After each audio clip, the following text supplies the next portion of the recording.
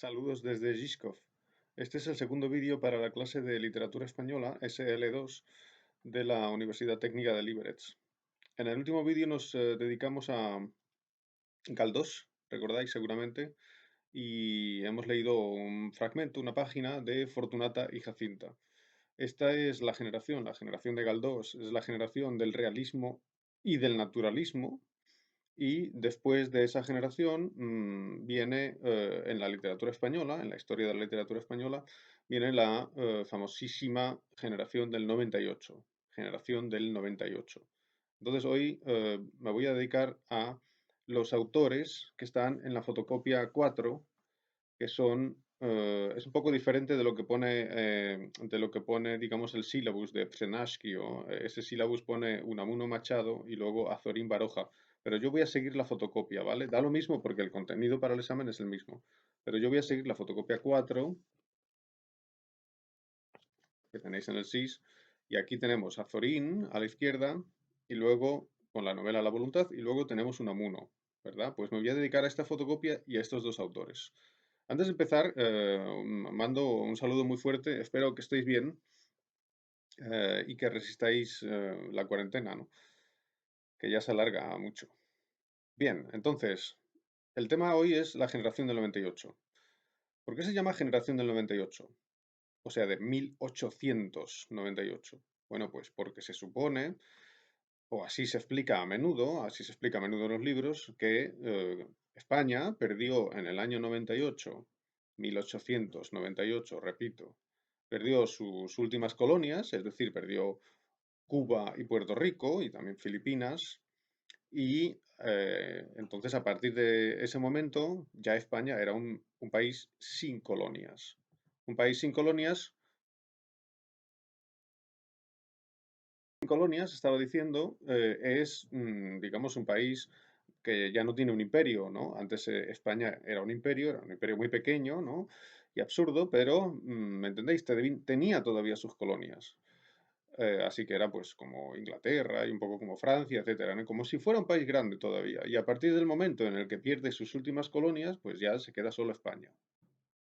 Esta es una interpretación un poco, no es lo que pienso yo, ¿no? Sino que se dice que en la época los españoles, digamos que se dieron cuenta, ya no tenemos colonias, entonces somos un país muy pequeño y somos un país pobre, en cierto modo. España era un país que tenía muchos problemas internos, tenía escasa alfabetización, tenía una especie de política un poco absurda también, muy absurda en el fondo. Bien, entonces era un problema, era un país, digamos, que de repente se habría dado cuenta de que está en crisis. Un país en crisis, un país pobre, sin comunicaciones, sin industria, con poca industria, donde no ha habido una revolución industrial, etcétera, etcétera. Y por eso, en muchos libros de literatura española se dice, por la pérdida de las colonias, hubo un sentimiento de crisis y también la idea que tuvieron muchos escritores de que tenían que reformar España, que era un país ya caído, ¿no? Esta es la típica explicación, pero, repito, esta es la explicación típica, pero no es tan fácil. En los últimos años ha habido muchas críticas de esta teoría. Esta teoría es un poco simplista, porque, según esta teoría, lo más importante para esta generación, es decir, para escritores como Unamuno, Azorín, Pío Baroja, Antonio Machado, etcétera, lo más importante sería el problema de España, ¿no? España es un país sin colonias, España es un país pobre, etcétera, etcétera. Sin embargo, esto no es tan fácil, repito, no es tan fácil. Esto se puede criticar, hay que saber criticar esta idea, ¿entendéis? Esta es una idea que aparece en los libros de texto. Es una idea que a veces se dice en los institutos en España, cuando se enseña literatura en el instituto, o sea, gymnasium. Pero repito, no es tan sencillo. Y hay escritores actuales que critican esta idea. Por ejemplo, Calvo Carilla en su libro La cara oculta del 98. Repito, Calvo Carilla, en la cara oculta del 98, dice, esto no es así, esto no es tan fácil. Y muchos otros, por ejemplo, Cerezo Galán, en fin. Entonces, ¿por qué no funciona bien la idea de la crisis de España? Pues no funciona bien por dos cosas. Primero, es verdad que se habla en esta época de que España es un país pobre y hay que reformarlo. Se habla de que tiene que haber una regeneración, esa es una palabra muy importante, una regeneración de España. Regeneración es como si fuera renacimiento, ¿entendéis? Como generación, o sea, generación significa generar algo, significa crear algo, ¿no? Entonces tiene que haber una recreación de España. Esto es una idea que es verdad que estaba en la época, ¿me entendéis? Pero es una idea que está en todo el siglo XIX prácticamente. O sea, no se dice hay que regenerar España porque en el 98 se pierden las colonias. La idea de que hay que regenerar España viene de antes. Por lo tanto, no es típica de la generación del 98, es típica del siglo XIX y de principios del siglo XX y llega hasta hoy prácticamente. ¿Entendéis? Entonces, cuidado, ¿eh?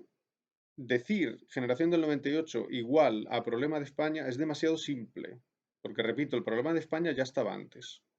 Y segundo argumento muy importante,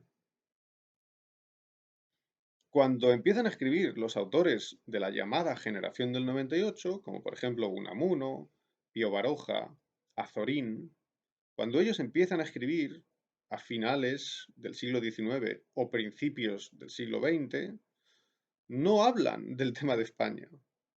Por ejemplo, en la novela La voluntad, que hoy vamos a comentar, no está el tema de España. Entonces, si en el año 98 se pierden las colonias y sucede un shock por el problema de España, ¿entendéis? Y entonces los escritores del 98 son los escritores que hablan de España. Entonces Azorín hace su primera novela, La voluntad, publicada en 1902, pues entonces ahí debería haber páginas que trataran del problema de España. Hemos perdido las colonias, etcétera, etcétera. Pero no hay nada de eso. En la primera novela de Pío Baroja, la primera novela importante, que es también de 1902, Camino de Perfección, no se habla del tema de España.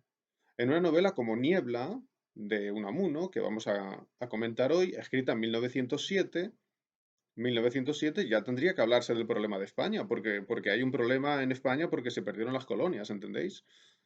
Y en cambio, en 1907 Unamuno no habla del problema de España, en Niebla, habla de otras cosas. Niebla es una novela no escrita sobre el problema de España o algo así, sino sobre otros problemas, que son los problemas que interesaban de verdad a la generación. Es decir, la clave de la generación del 98 no es el tema de España como se dice a veces en algunos institutos o en algunos libros. Así que tened cuidado, ¿vale? Tened cuidado.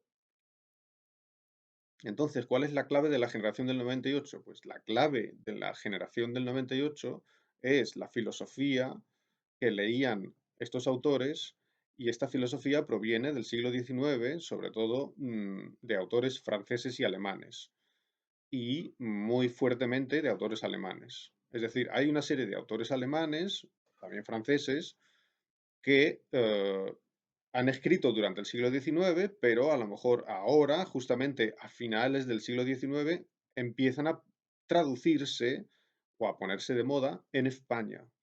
Y entonces la lectura de estos autores es lo que le da su carácter especial a la generación del 98. Y uno de estos autores es Schopenhauer, o sea, Arthur Schopenhauer, que es el autor del famosísimo libro El mundo como voluntad y representación. Y este libro fue traducido al español en 1896. Fijaros, 1896. Es decir, por la época de la generación del 98 se estaban traduciendo algunos autores que antes no eran conocidos en España prácticamente, muy poco. Y ahora sí, es decir, en la época de la generación del 98, o sea, años 1898, 99, 1900, 1901, etcétera, etcétera, que es cuando están empezando a escribir, se traducen, y no solo se traducen, sino que se ponen de moda, repito, ciertos autores filosóficos, ciertos filósofos. Arthur Schopenhauer es un ejemplo clarísimo, y hay una influencia muy fuerte de Schopenhauer en Pío Baroja y en Azorín, y Unamuno también lo conoce y lo traduce. Unamuno es traductor de Schopenhauer. Es decir, que hay una influencia clara, ¿no? Hay una presencia de Schopenhauer. Y segundo autor, muy, muy importante, Nietzsche. Federico Nietzsche, o si queréis en checo, Bedřich Nietzsche, y en alemán Friedrich Nietzsche. Pues este Nietzsche está escribiendo a finales del siglo XIX, está escribiendo y se pone de moda. Se pone de moda en España, primero los autores lo leen en francés, traducido al francés, los que saben alemán lo leen en alemán, como por ejemplo Unamuno, evidentemente. Pero los que no, pues lo leen, por ejemplo, Azorín lo lee en francés, ¿no? Pero se pone de moda Nietzsche. Y la influencia de Nietzsche y la influencia de Schopenhauer es realmente, esto sí que es lo que le da su carácter especial a la generación del 98. Por supuesto, el tema de España a veces aparece, está también ahí, pero yo diría que el tema de España es importante, pues digamos en un 20%, y los otros temas filosóficos son importantes en un 80%. ¿Y qué temas filosóficos eran? Pues para que me entendáis, porque sería larguísimo explicarlo, toda esta filosofía es una especie de existencialismo o preexistencialismo. Entonces, la escritura, la literatura de la generación del 98 es una especie de existencialismo. ¿Qué significa eso? Bueno, pues es una reflexión acerca de la vida del hombre, de la muerte, del paso del tiempo, digamos, con una sensación de que el hombre está en el mundo un poco perdido, que no está en su casa. El mundo no es su casa, sino que está como si fuera un extranjero, ¿no? Que no encuentra su lugar, ¿no? Está desplazado, está echado ahí, echado al mundo y entonces no sabe qué hacer, no sabe si existe Dios, Dios está medio perdido. Nietzsche decía Dios ha muerto, ya lo sabéis, ¿no? Negaba la existencia de Dios, entonces esta idea de el hombre ha perdido a Dios y entonces está solo, ¿no? Está solo en el mundo, está perdido, digamos. Y también, muy importante, la crítica que hace Nietzsche a la verdad, y entonces la idea de que la verdad no existe, o la verdad mm, es, eh, es imposible alcanzarla, o no hay una verdad objetiva, cada uno tiene su propia verdad, ¿no? Todo este relativismo, toda esta crítica de la verdad, toda esta sensación de que el hombre no puede disponer de verdades fuertes, todo esto proviene de la filosofía del siglo XIX, donde hay una crítica de la verdad. Y esto proviene, repito, de autores como Schopenhauer o Nietzsche, que la generación anterior, es decir, la generación de Galdós o de Clarín, Leopoldo Las Clarín, es decir, la generación realista y naturalista, no han leído o han leído muy poco, ¿no? Por ejemplo, Clarín ha leído a Schopenhauer, ¿no? Pero es una excepción, ¿no? Entonces, la generación anterior a estos autores no los conocen. O los conocen, repito, los conocen muy poco, ¿no? Entonces, con la generación del 98 se ponen de moda y viene toda esta influencia. Em, bien, por cierto, esto podéis leerlo en un trabajo mío que creo que tenéis en la biblioteca, que está en este libro. Aquí yo tengo un capítulo que se llama Spanielsko debate nacet, Renaissance Modernity, si no recuerdo mal. Y aquí hablo de esto, ¿vale? Y este libro lo tenéis en la biblioteca. No sé si estará online en internet. Entonces, hoy nos dedicamos a dos autores. Y tiene que ser rápido, porque como sabéis, el seminario solamente es una especie de, o la psenasca, me da igual, es una pequeña introducción, ¿no? Porque de Unamuno se puede hacer un curso de un año, ¿no? Lógicamente. Entonces, solo muy rápido, quiero hablar, leer la fotocopia también, ¿no? Y hablar de estos dos autores. El primero es Unamuno porque es mayor, ¿no? O sea que empiezo con Unamuno. Unamuno nació en 1864 y murió en 1936. Es decir, muere cuando está empezando la guerra civil. De hecho, muere en los primeros días de la guerra civil. Es muy conocido que él al principio, Unamuno era un hombre muy contradictorio, ¿no? Era un hombre que hoy decía que sí, mañana decía que no y al día siguiente decía otra vez que sí, se contradecía. Y si le preguntaban, pero Unamuno, ¿usted se contradice? Pues él decía, sí, ¿y qué? ¿No? Es decir, que el pensamiento es así, ¿no? Cambia, ¿no? Porque el hombre cambia, las circunstancias cambian, entonces no tiene sentido buscar un pensamiento objetivo. Él lo sabía y por eso era muy cambiante. Y era muy complicado, ¿no? Era un hombre muy complicado, con un carácter difícil, ¿no? Aunque era una buena persona, seguramente. Y entonces, al fin, cuando llegó la guerra civil, él al principio apoyó, parece ser, ¿no? Apoyó al bando de Franco, Bueno, Franco no era el más importante en esa época, ¿no? Pero para que me entendáis. Y luego se dio cuenta de que era un régimen militar eh, que, en fin, mm, digamos, representaba lo contrario de los valores intelectuales y espirituales que Unamuno defendía. Y entonces rectificó. Esto se dice, ¿eh? Puede que sea un poco leyenda, hay un debate sobre esto, porque no está claro, está exactamente claro lo que pasó, pero en fin, parece que fue así, ¿no? Que se opuso. Primero apoyó, pero luego se opuso al bando de Franco, para que me entendáis, de los nacionales, se dice. Y entonces murió, lo arrestaron en su casa y murió. Ya estaba mayor, ¿no? Pero claro, esto seguramente le afectaría, ¿no? Bien, entonces era un hombre, repito, era un hombre muy contradictorio, un hombre complicado, pero evidentemente era un hombre con una gran capacidad, enorme capacidad. Era vasco y al principio él se dedicó a estudios de filología vasca, a la lengua vasca, bueno, él se dedicó a un montón de cosas, ¿no? Y claro, un hombre muy estudioso, que estudiaba mucho, ¿no? Pero mucho. Entonces, este hombre, que era tan estudioso, pues buscó trabajo y encontró al final unas oposiciones como concurso para ser profesor de griego en la Universidad de Salamanca. Y fue profesor de griego antiguo, ¿no?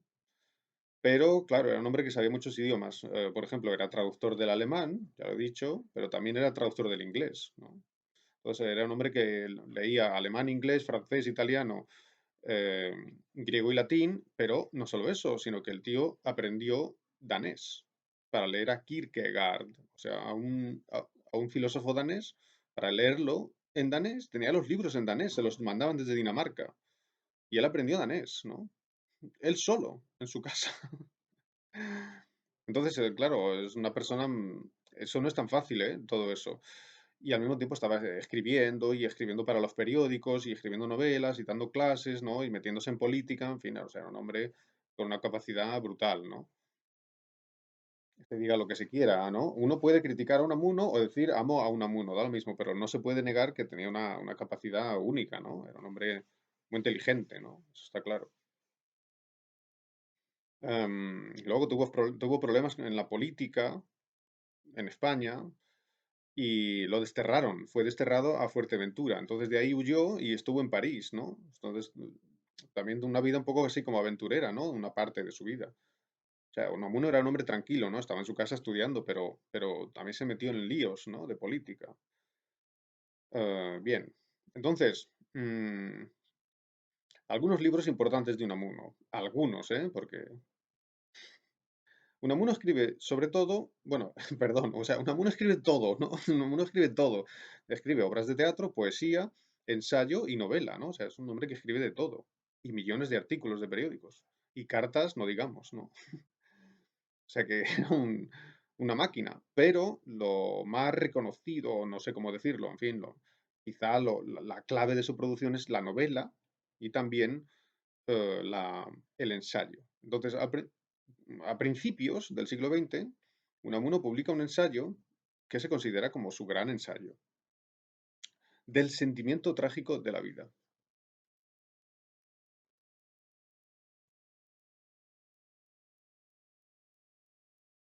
Perdón, el reflejo ah,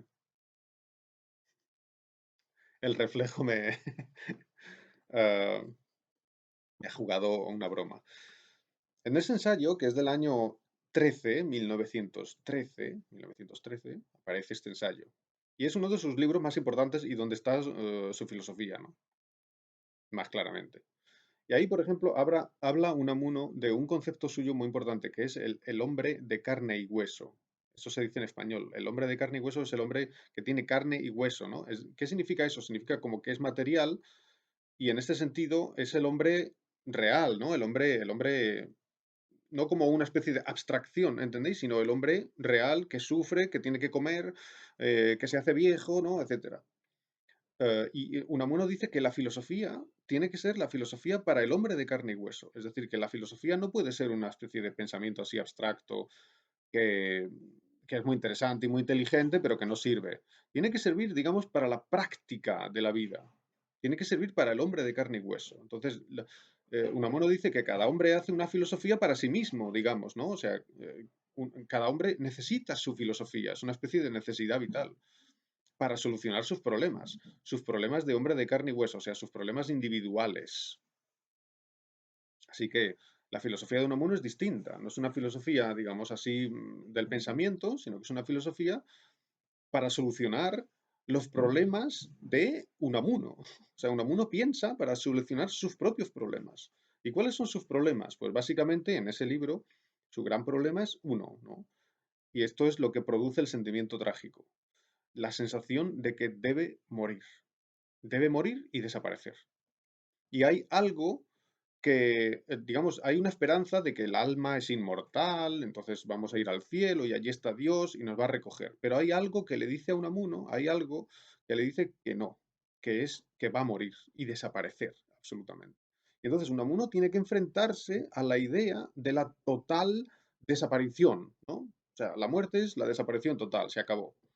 Es decir, el hombre es finito, tiene que terminar. Y en ese libro intenta dar respuesta. Y para dar respuesta a estos problemas, ¿no? Y, pues él, digamos, tiene una filosofía que es una filosofía, ¿cómo decirlo?, anti-idealista, ¿no? Es una filosofía práctica, es una filosofía que intenta solucionar los problemas concretos que tiene ese hombre. Y sus problemas concretos es, me voy a morir, ¿no? ¿Y cómo se soluciona eso? La verdad es que no se soluciona, ¿no? Pero la filosofía que sale es la conciencia del dolor que produce eso. Y aquí hay una influencia evidente de Schopenhauer, está claro. Y para salir, para solucionar eso, ¿no? No tiene solución, pero de alguna manera, esa salida,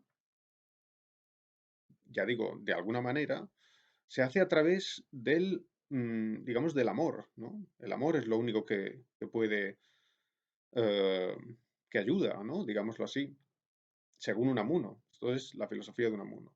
Y esto es, en cierto modo, está prestado de Schopenhauer, que decía también algo parecido. Para Schopenhauer el amor era compasión, ¿no? Y la compasión es lo que produce cuando te das cuenta de que tus otros congéneres, los otros hombres, tienen el mismo problema que tú. Van a morir también. Y entonces empiezas a amarlos. Es decir, empiezas a compadecerlos. Compasión en checo es Soucit. Estas son unas ideas de Schopenhauer que están en Unamuno. Vamos a morir, no tiene solución, pero debemos amarnos los unos a los otros. Es lo único que hay. Así que repito, estas son unas ideas que vienen un poco de Schopenhauer, ¿no? Y no hay que olvidar que Unamuno es traductor de Schopenhauer. Todo esto es un problema típico de Unamuno. El problema de Unamuno es el problema de la mortalidad y la inmortalidad. Y este es un problema que aparece también en Niebla, que es una de sus novelas más famosas, quizás su novela más importante.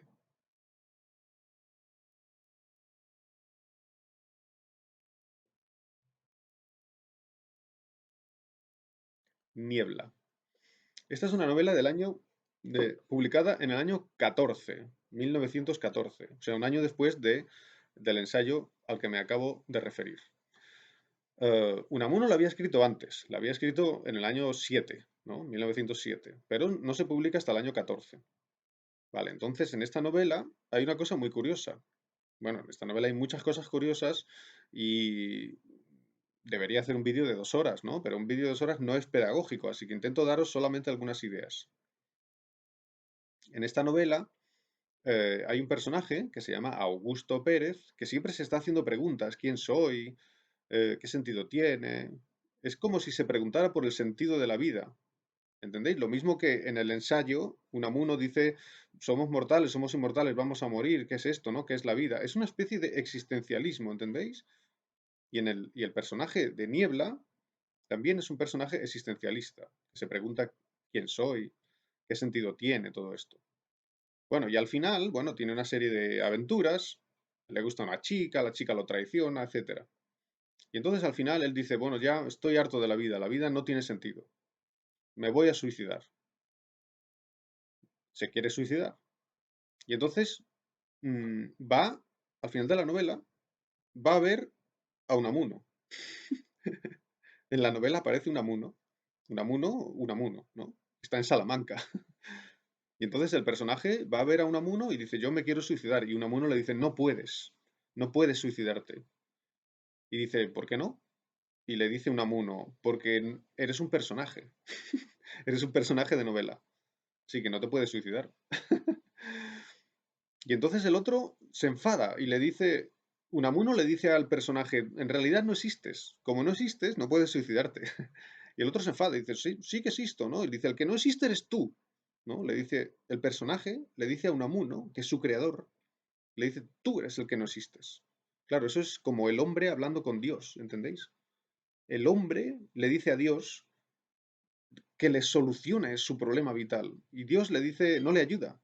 Y entonces el hombre mata a Dios. El hombre le dice a Dios, tú eres el que no existes, tú no existes porque no me respondes a mis problemas vitales. ¿Entendéis? En este sentido, claro, ya digo, todas estas ideas de la verdad, la muerte de Dios, el sentido de la vida, etcétera, etcétera, que están en la filosofía del siglo XIX, todo esto lo recoge la generación del 98. Al final de la novela, de Niebla, mm, el último, digamos, capítulo, para que me entendáis, es muy bonito porque en el último capítulo habla el perro de Augusto, que se llama Orfeo. Orfeo es el perro. Y en el último capítulo dice Orfeo, pobre amo mío. O sea, habla el perro. No está en ninguna fotocopia. Pobre amo mío, se ha muerto, se me ha muerto. O sea, al perro se le muere Augusto, porque Augusto al final muere, ¿no? Se muere todo, todo, todo, todo se me muere. Esto es una reflexión del perro, fijaros, ¿no? Lo que dice el perro. El perro dice, todo se me muere, todo se muere. El perro tiene conciencia de pomiivost del mundo, ¿no? De la caducidad del mundo. Todo se me muere. Y un poco más abajo dice, qué extraño animal es el hombre. Esto es muy bonito, ¿no? El perro dice, qué extraño animal es el hombre. Es fantástico, ¿no? Porque el perro es un animal, pero el perro mira al hombre y el perro dice, el hombre es un animal muy raro. Porque en el fondo lo que está haciendo Unamuno es mirando al hombre desde otra perspectiva para preguntarse qué sentido tiene la vida del hombre, ¿entendéis? Esa es la, digamos, el tema de la novela. El tema de la novela no es España, eso no aparece prácticamente. Y sigue hablando el perro y dice, el hombre es un animal muy raro. Dice, no hay modo de saber lo que quiere. O sea, es imposible saber lo que quiere el hombre. El hombre, porque dice, si es que él lo sabe. Es decir, el hombre no sabe lo que quiere.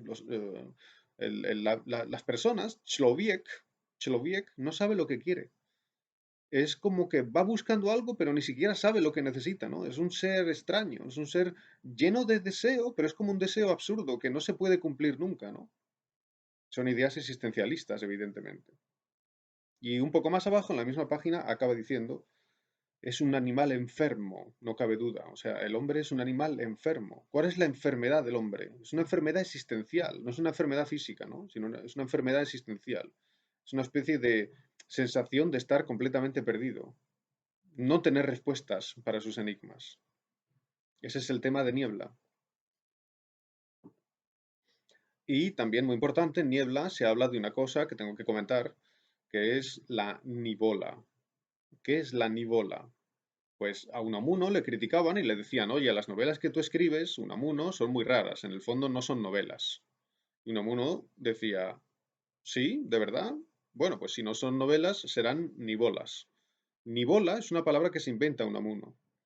Es como una especie de deformación de la palabra novela, ¿no? Como le decían, lo tuyo no son novelas, porque son novelas raras, ¿no? Son novelas donde habla el perro, son novelas diferentes a las novelas realistas. Entonces, el público de esa época no estaba acostumbrado. Así que repito, le decían a Unamuno, oye, lo tuyo no son novelas. Y él decía, no, pues serán ni bolas. Y él seguía escribiendo igual, es decir, le daba igual, ¿no? Mubilo fuck. Le daba igual que le dijeran, él cambiaba, decía, no, no son novelas, pues son ni bolas. Y seguía lo mismo, ¿no?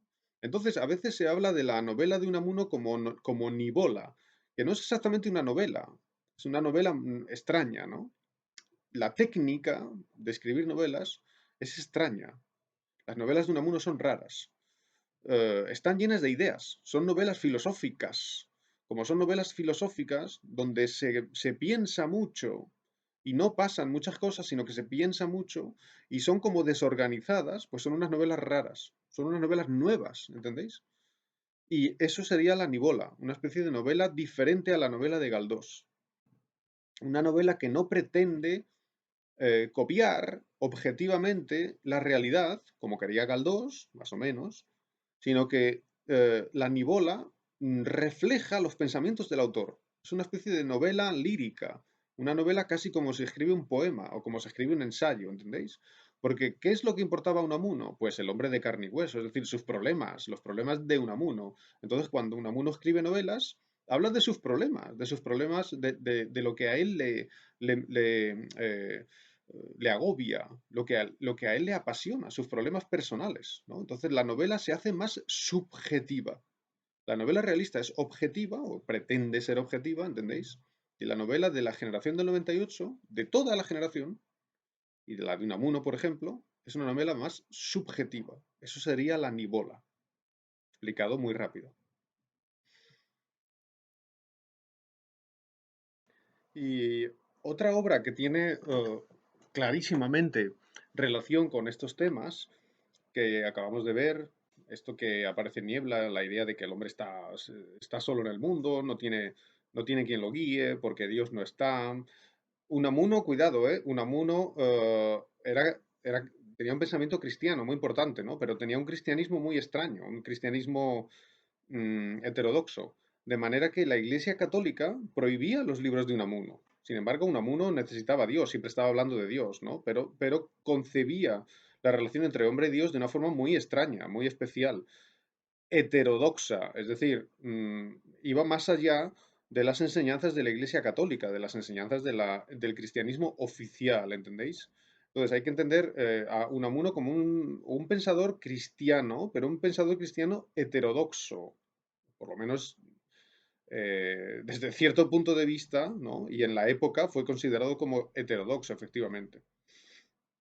Entonces, estos problemas de que Dios no está, o Dios huye, o Dios no atiende al hombre, pero el hombre al mismo tiempo necesita a Dios, esos son problemas típicos de Unamuno, ¿no? Que él trata de forma obsesiva. Y este es un tema también que aparece en una de sus obras más conocidas, que se llama San Manuel Bueno Mártir. San Manuel Bueno Mártir. Es una novela corta, es decir, es lo que se llama en checo novela, una novela corta que tiene 30, 40 páginas, ¿me entendéis? Como si fuera una novelita. Y es del año 1930. Y esta es una de sus obras más conocidas.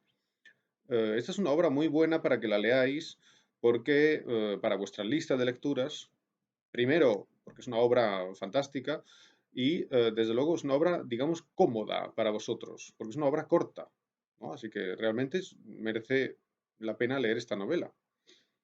Y en la fotocopia 4 tenemos ahí, tenemos un par de páginas, un par de páginas de esta novela. ¿Qué es lo que sucede aquí? Pues este señor que se llama Manuel, Manuel es un cura, o sea, quiñés, que vive en un pueblo de montaña, y es muy buena persona y siempre ayuda a todo el mundo, ayuda mucho a todos los feligreses, o sea, las personas que van a la iglesia, ¿no? A todo el pueblo.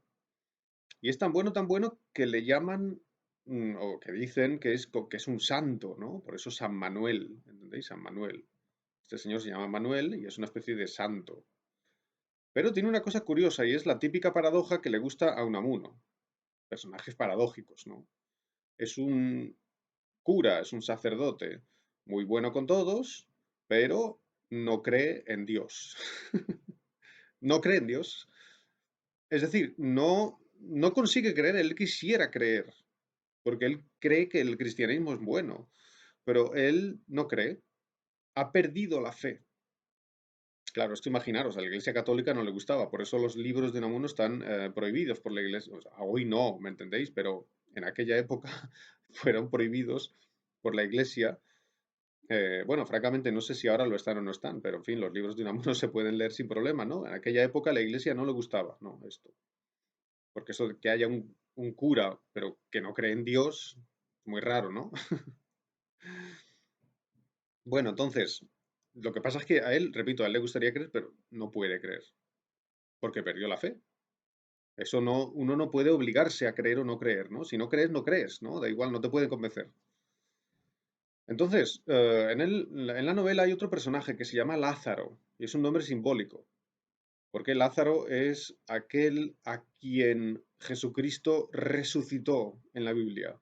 Lázaro había muerto y llega Jesucristo y lo resucita, entonces lo trae de la vida. Entonces, Lázaro es el resucitado, Lázaro es el que estaba muerto y revive, como en la novela. Pero al principio hay un conflicto entre Lázaro y Manuel, porque Lázaro dice que es ateo. Lázaro llega al pueblo y dice, yo no creo en Dios, y no va a la iglesia. Y Manuel dice, vale, no pasa nada, ¿no? O sea, muy buena persona, no quiere obligar a nadie, ¿no? Pero hay una especie de conflicto, ¿entendéis? Lázaro no cree en Dios y Manuel es el cura, pero no cree en Dios, lo que pasa es que no lo sabe todavía Lázaro. Y entonces ellos empiezan a hablar y se hacen un poco amigos, se hacen amigos. Y llega un momento que Lázaro descubre que Manuel no cree en Dios. Y ese momento está aquí, en esta página, en la fotocopia 4. Entonces, en este momento, en la fotocopia 4, cuando están hablando Lázaro y Manuel, Lázaro comprende que Manuel no cree en Dios. Y Manuel le dice a Lázaro que si no cree en Dios, no importa, que, pero que tiene que fingir, tiene que fingir creer en Dios. Y eso está arriba, ¿no? En la fotocopia, en la parte de arriba, aquí. Y Lázaro responde, fingir, fingir no. Perdón, al revés. Le dice, Lázaro le dice a Manuel, pero ¿es usted el sacerdote el que aconseja que finja? Porque, repito, Manuel le dice a Lázaro, bueno, si no crees en Dios no importa, pero finge creer en Dios. Y entonces Lázaro dice, ¿usted, que es un sacerdote, me dice que finja? Qué cosa más rara, ¿no? El sacerdote tiene que recomendar a todos decir la verdad, ¿no? Y entonces él, Manuel, responde, ¿fingir? Fingir no, eso no es fingir. Toma agua bendita, que dice alguien, que dijo alguien, y acabarás creyendo. O sea que hay una cosa extraña, ¿no? Manuel le está recomendando fingir. Esto es muy raro, ¿no? Y un poco más abajo vemos cómo Lázaro se da cuenta del problema que tiene Manuel. Entonces, prosiguió mi hermano es Lázaro, porque todo esto lo está contando la hermana de Lázaro. Entonces, prosiguió mi hermano, comprendí sus móviles, o sea, comprendió las razones de Manuel. Comprendí sus móviles y con esto comprendí su santidad, porque es un santo, hermana, todo un santo. Es decir, Lázaro le dice a su hermana, le está contando toda la historia, ¿no? Y Lázaro le cuenta a su hermana que se dio cuenta de que Manuel es un santo. Por eso San Manuel Bueno Mártir. No trataba al emprender ganarme para su santa causa, arrogarse un triunfo, sino que lo hacía por la paz, por la felicidad, por la ilusión, si quieres, de los que le están encomendados. Es decir, que lo único que quiere Manuel es que estén tranquilos todas las personas que viven en el pueblo y que creen en Dios. Nada más. Claro, alguien puede decir, bueno, pero eso es una mentira, ¿no? Sí, pero para él no es una mentira. Un poco más abajo, leo, le dice, Lázaro le dice a Manuel, pero de Manuel, la verdad ante todo, ¿no? O sea, que están conversando. Y Lázaro le dice a Manuel, lo más importante es la verdad. Si usted no cree en Dios, tiene que decir la verdad, ¿no? La verdad, dice, la verdad ante todo. Y él, temblando, o sea, Manuel, temblando, dice, me susurró al oído, dice, y eso que estábamos solos en medio del campo, es decir, están en la montaña, ¿no?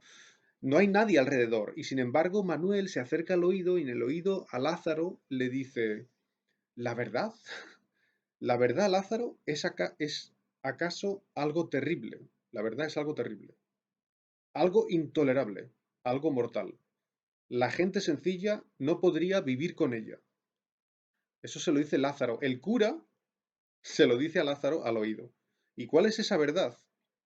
Dios no existe. no hay Dios. Entonces el cura dice que la verdad no puede decirse a la gente, dice, porque es algo irresistible, algo terrible. Dice, la gente sencilla no podría vivir con ella. Así que Lázaro, perdón, Manuel va al pueblo y le dice a todo el mundo, Dios cuidará de ti, no te preocupes, pero no lo cree, no cree en ello. Sin embargo, eso es lo único que permite, que ayuda a la gente a vivir. Si no tuvieran esa idea de que existe Dios, se desesperarían. Serían todos so vale. Y entonces un poco más abajo, fijaros, esto es muy, muy interesante,